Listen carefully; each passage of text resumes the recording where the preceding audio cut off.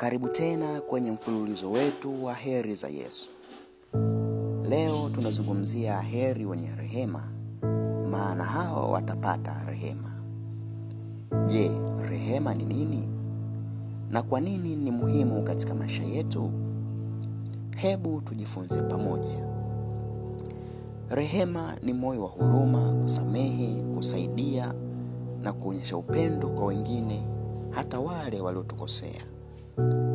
Mtu mwenye rehema haangalii makosa ya watu ili awahukumu, bali hutafuta jinsi ya kuwasaidia, kuwasamehe na kuonyesha upendo wa kweli. Biblia inasema katika Luka mlango wa 6 aya ya 37, msiwahukumu nanyi hamtahukumiwa, msiwalaumu nanyi hamtalaumiwa, achilieni nanyi mtaachiliwa. Kwa hiyo rehema ni moyo wa kuachilia na kusaidia.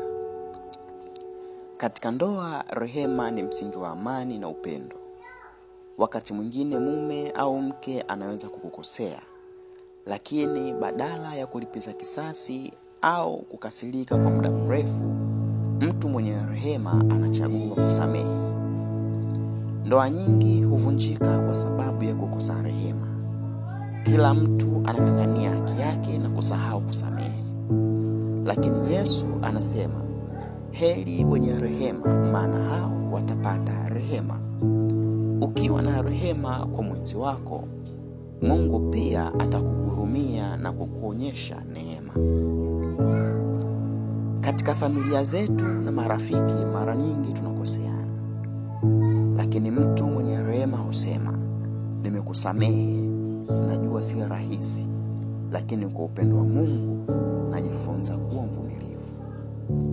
Rehema huleta upatanisho kati ya ndugu waliogombana, huponya majeraha ya kihisia na hujenga urafiki wa kweli.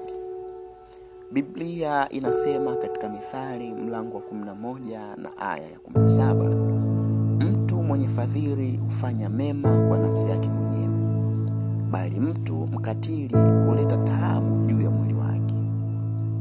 Kwa hivyo, unapokuwa na rehema, unajitendea mema mwenyewe.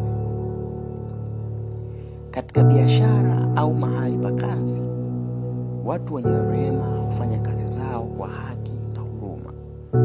Wanamjali mfanyakazi wa chini, wanamsaidia mwenye shida, na hawatumii faida ya udhaifu wa wengine kujitajirisha. Mwenye rehema katika biashara anajua afanyaye rehema kwa maskini humkopesha Bwana, naye atamlipa fadhili yake.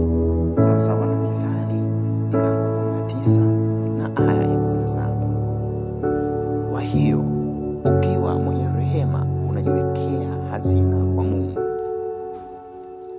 Yesu anasema, heri wenye rehema, maana hao watapata rehema. Unapowasamehe wengine, Mungu pia anakusamehe. Unapowasaidia wengine, Mungu anakusaidia. Unapowafariji wengine, Mungu anakufariji. Rehema zako kwa wengine zinafungua mlango wa Mungu kukufanyia wema maishani mwako. Tujifunze kuwa watu wa rehema. Katika ndoa tusamehe na kuvumiliana. Katika familia na urafiki tusamehe makosa na kusaidiana. Katika biashara na kazi tuonyeshe huruma na haki. Kumbuka, heri wenye rehema, maana hao watapata rehema. Na tuwe watu wa rehema ili na sisi tupate rehema kutoka kwa Mungu. Asante kwa kuungana nasi. Usisahau kusubscribe, kushare